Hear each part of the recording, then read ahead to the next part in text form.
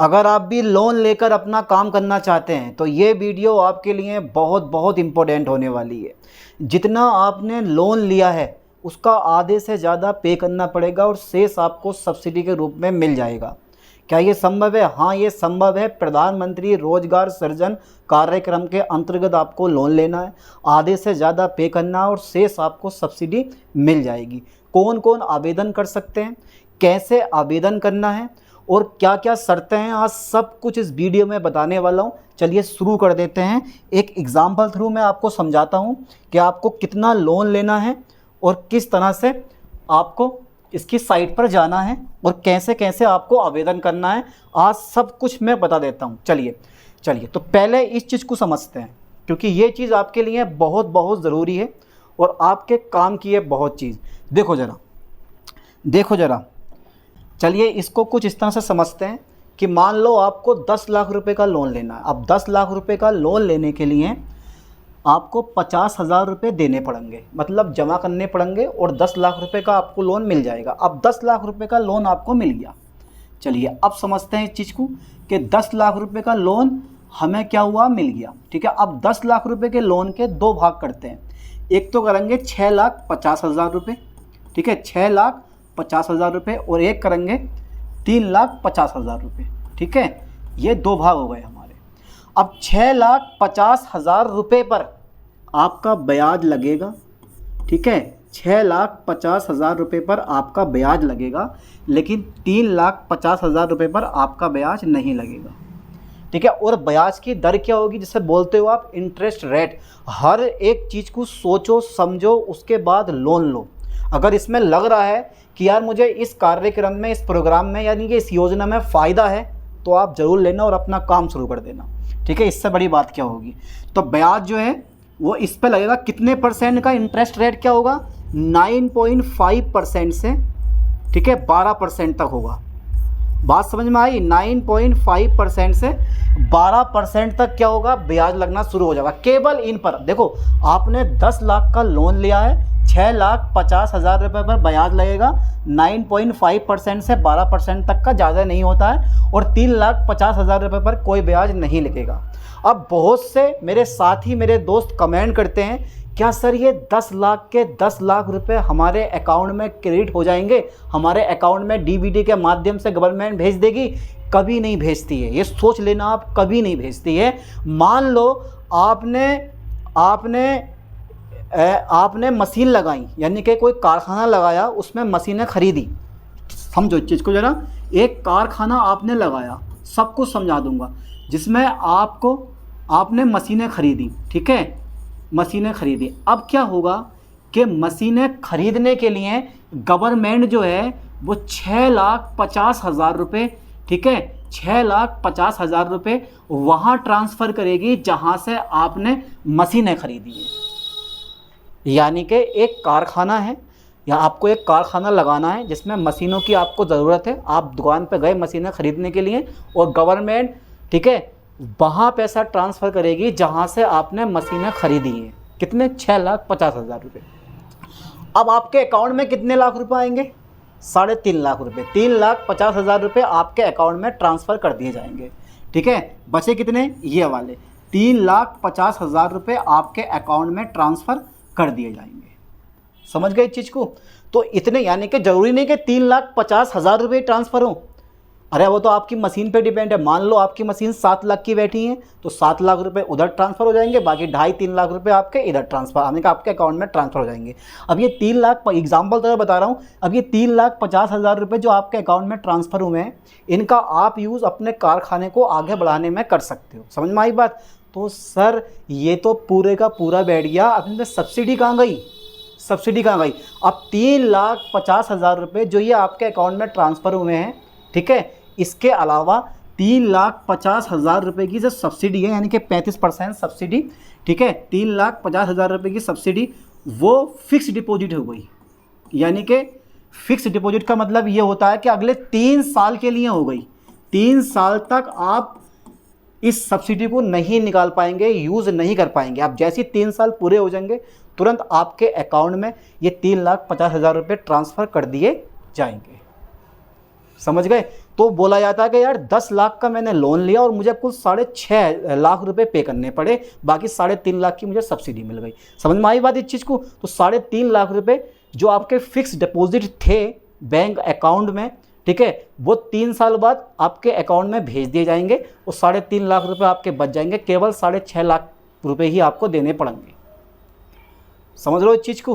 तो ये चीज़ें होती हैं, इसको बोला जाता है सब्सिडी मिलना। क्या बोला जाता है इसको? सब्सिडी मिलना। ठीक है, अब आगे बढ़ते हैं इस चीज़ को। देखो मैंने इसमें भी ये लिखा हुआ है कि सब्सिडी 3,50,000 रुपये जो बैंक में लॉक रहती है और 3 साल बाद आपके अकाउंट में क्रेडिट कर दी जाती है, डाल दी जाती है। समझ गए?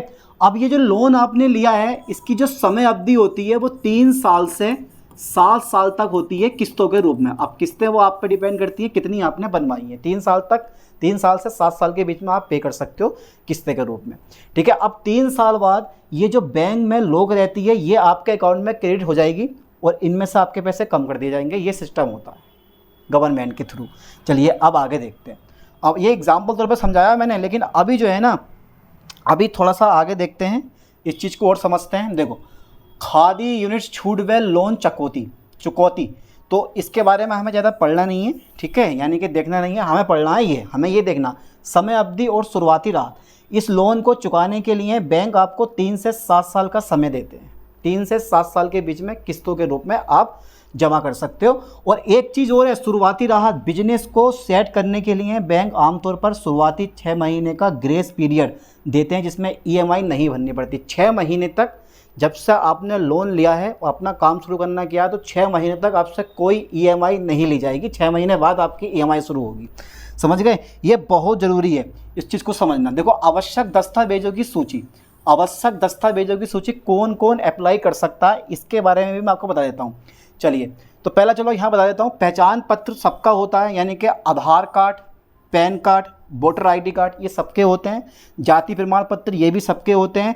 अगर आप SC ST OBC में हैं तो उनके लिए जाति प्रमाण पत्र, स्थान प्रमाण पत्र यानी कि निवास प्रमाण पत्र सबके पास है। Voter ID card, PAN card, Aadhaar card, निवास प्रमाण पत्र, जन्म प्रमाण पत्र, आय प्रमाण पत्र, ये सबके पास होते हैं। समझ गए चीज़ को? अब व्यावसायिक दस्तावेज, 8वीं उच्च शिक्षा का प्रमाण पत्र या मार्कशीट। अरे 8वीं कक्षा, यानी कि आप अगर 5 लाख या यानी कि अगर आप 10 लाख से ऊपर या 10 लाख या 10 लाख से ऊपर का लोन लेना चाहते हैं तो कक्षा 8 की मार्कशीट आपके पास होनी चाहिए। ठीक है, बाकी तो हमारा वही पासपोर्ट साइज़ फ़ोटो चाहिए। कौशल विकास या उद्यमिता ट्रेनिंग सर्टिफिकेट अगर कोई है तो लगा दो, वरना कोई बात नहीं है। चलिए आगे देखते हैं, इस चीज़ को भी आगे देखते हैं। तो सबसे ज़रूरी पॉइंट है जहाँ मैं आपको अब ले चलता हूँ। ठीक है, जहाँ मैं आपको अब ले चलता हूँ, चलिए यहाँ इस चीज़ को समझते हैं हम। ठीक है, यह है मैक्सिमम प्रोजेक्ट कॉस्ट लिमिट। ज़्यादा से ज़्यादा आपको 50 लाख का लोन मिलेगा। ठीक है, ये देखो ये यानी कि मैन्युफैक्चरिंग सेक्टर 50 लाख तक का लोन। आटा चक्की, मसाला उद्योग, रेडीमेड गारमेंट्स, फर्नीचर निर्माण, फूड प्रोसेसिंग आदि 50 लाख तक आपको लोन मिल जाएगा। वो आप अपनी क्षमता के हिसाब से ले सकते हैं कि यार मुझे 10 लाख की ज़रूरत है या मुझे 12 लाख की ज़रूरत है, उस क्षमता के हिसाब से आप लोन ले सकते हैं। अब ऐसी देखो, ये है service and trading sector 20 lakh, salon, diagnostic centre, repair shop, retail outlet, computer centre, इन सब के लिए आपको 20 लाख तक का लोन मिल जाएगा मैक्सिमम। कम का चाहते हो 10 लाख, 12 लाख, 15 लाख, वो आपकी मर्जी है, जितने का भी चाहो उतने का मिल जाएगा। ठीक है, अब आगे देखो जरा इस पॉइंट को आगे देखते हैं जरा थोड़ा सा, जो कि मेन पॉइंट है, जो सबसे मेन पॉइंट है, ये है सबसे मेन पॉइंट। देखो, सामान्य वर्ग, खुद का पैसा 10% आपको इन्वेस्टमेंट करना है, शहरी क्षेत्रों में 15% करना है और ग्रामीण क्षेत्रों में 25%। यानी कि अगर आप जनरल कैटेगरी से आते हैं तो आपको 10% पैसा इन्वेस्टमेंट करना पड़ेगा। शहरी क्षेत्र में कुल 15% की सब्सिडी मिलेगी और ग्रामीण क्षेत्र में 25% की सब्सिडी मिलेगी अगर आप जनरल में। फॉर एग्जांपल भाई, जैसे ये मेरे पास 10 लाख रुपए का मैंने लोन लिया है। ठीक है, 10 लाख का मैंने लोन लिया है। चलिए इसमें ज़रा एक थोड़ा सा हल्का सा जीरो की गड़बड़ हो रही है। 10 लाख का मैंने लोन लिया है। ठीक है, अब अगर आप ग्रामीण क्षेत्र के हैं, ठीक है, SC हैं, ST हैं, OBC हैं, अल्पसंख्यक हैं, दिव्यांग हैं, भूतपूर्व सैनिक हैं, पूर्वोत्तर क्षेत्र है, तो कुल 5% इन्वेस्टमेंट करना पड़ेगा। यानी कि अगर आप जनरल कैटेगरी में आते हैं तो 10% मतलब 1 लाख रुपए आपको पे करने पड़ेंगे 10 लाख का लोन लेने के लिए। और ये ऐसा नहीं कि ये हमारे पैसे बेच जाएंगे। ये इसी में ऐड हो जाएंगे। इसको बोलते हैं मार्जिन, जो आपने जमा करें वो इसी में ऐड हो जाएंगे आपके पैसे। ठीक है, तो ये हो गया तुम्हारे पास, यानी कि किसके लिए, जनरल वालों के लिए। ओके, और 5% जो होता है यानी कि 50,000 रुपये देने पड़ेंगे आपको। ठीक है, किसके लिए, वही SC ST OBC इन कैटेगरी के लिए। ठीक है, लगा लो हिसाब। तो ग्रामीण क्षेत्रों वाले, ग्रामीण क्षेत्र हो गए और हमारी ये SC ST कैटेगरी हो गई, तो इनके लिए विशेष छूट दी गई है। ठीक है, लगा लो हिसाब। जहाँ पर जनरल कैटेगरी वाले 1 लाख रुपए पे करके 10 लाख का लोन ले रहे हैं, वहीं पर ग्रामीण क्षेत्र वाले 50,000 रुपये पे करके, ठीक है, कितने का लोन ले रहे हैं, 10 लाख का लोन निकाल रहे हैं। अब देखो यहाँ पर सब्सिडी, शहरी क्षेत्र में अगर ये SC ST OBC वाले रहते हैं तो 25% मिलेगी और सब्सिडी इनको, और अगर ग्रामीण क्षेत्र में रहते हैं तो 35% सब्सिडी मिलेगी। समझ गए, और 35% के हिसाब से मैंने आपको पिछले उसमें बताया था अभी। तो ये ज़रूरी होता है। तो जनरल कैटेगरी के लिए 10% पैसा बेस्ट मतलब इन्वेस्टमेंट करना पड़ेगा। शहरी क्षेत्र में अगर हैं तो 15% सब्सिडी मिलेगी, और ग्रामीण क्षेत्र में अगर हैं तो 25% आपको सब्सिडी मिल जाएगी। ठीक है, अगर आप SC ST OBC महिलाएं हैं तो 5% आपको पैसा इन्वेस्टमेंट करना पड़ेगा। शहरी क्षेत्र में 25% सब्सिडी मिलेगी, और ग्रामीण क्षेत्र में आपको 35% की सब्सिडी मिल जाएगी। चलिए आगे समझते हैं इस चीज़ को, आगे समझते हैं। देखो ध्यान देना, नियम व हिस्सेदारी। विशेष वर्ग महिला, SC ST OBC ग्रामीण, कुल प्रोजेक्ट का केवल 5% यानी 50,000 खुद लगाना पड़ेगा। अगर सामान्य वर्ग में है तो 10% यानी कि 1 लाख खुद लगाना पड़ेगा। बैंक लोन असर, बैंक केवल बचे हुए हिस्से 90% या 95% का ही लोन पास करता है, यानी कि विशेष वर्ग के लिए बैंक अधिकतम 9.5 लाख का लोन स्वीकृत करेगा। ठीक है, यानी कि जो 50,000 रुपये आपने लगाए हैं वो तो आपके अपने हैं, तो 9,50,000 रुपये बैंक आपको दे देगा। 50,000 रुपये तो वो आपका अपने ही हैं। कभी आप ये सोच रहे हो कि यार 10,50,000 रुपये मेरे बैंक अकाउंट में आएंगे यानी कि मुझे मिलेंगे, केवल 9,000 यानी कि 50,000 रुपये आपके इन्वेस्टमेंट होंगे और 9,50,000 रुपये बैंक आपको दे देगा। समझ गए इस चीज़ को? ओके, चलिए अब आगे देखते हैं। चलिए आगे भी समझते हैं इस चीज़ को। अभी 1 मिनट देखते हैं और चीज़ को। तो वर्किंग कैपिटल और सीधा भुगतान, बैंक 10 लाख की पूरी रकम नगद आपके हाथ में नहीं देता। मशीनरी यानी कि टर्म लोन जो मैंने आपको बताया था, मशीन या दुकान सेटअप का पैसा सीधे वेंडर के खाते में जाता है। ओके, जहाँ से आप मशीन खरीदते हैं। रोजगार मर्रा के खर्च के लिए राशि की करंट अकाउंट यानी कि तय राशि ही करंट यानी कि अकाउंट में जाती है। आमतौर पर कुल लोन का 20% से 40% तक, जो मैंने आपको बताया 2 लाख से 3.5 लाख रुपए तक आपके बैंक अकाउंट में पैसा आ जाएगा। समझ गए इस चीज़ को? तो ये एक लोन की छोटी सी सिंपल सी प्रोसेस थी जो मैंने आपको बता दी। अब आप अगर शहर के रहने वाले हैं तो आपको कितना फ़ायदा हो रहा है।